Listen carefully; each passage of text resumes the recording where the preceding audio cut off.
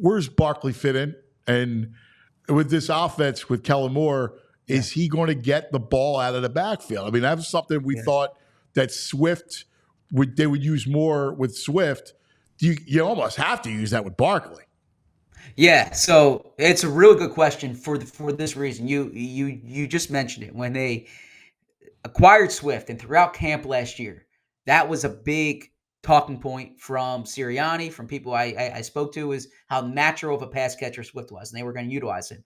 When the Eagles hired Sirianni, one big thing he emphasized, and he said this on the record, he said this, when I was speaking to people behind the scenes, they're going to throw the ball to their running back. And I kept hearing when they hired him, Nyheim Hines, and the success that he had in Indianapolis, right?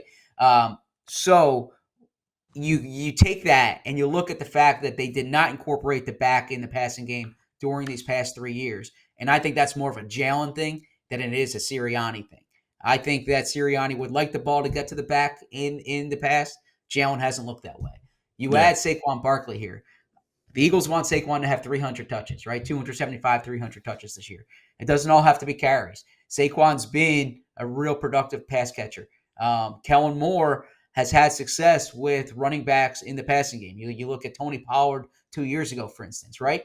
I think that this is a way they want to use Saquon. Saquon is an upgrade over what they've had in the past year. In particular, Miles Sanders 2 years ago, but even Swift last year. That said, Jalen needs to throw them the ball. And I keep hearing this counter argument when I ask people about it. Well, when you have A.J. Brown, you have Devontae Smith, you have Dallas Goedert, the offense is going to run through them.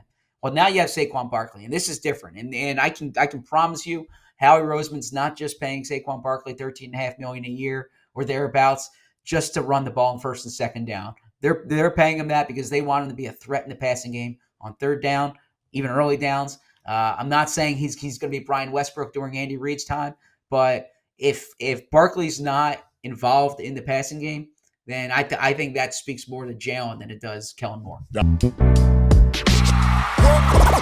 all silly like the mayor.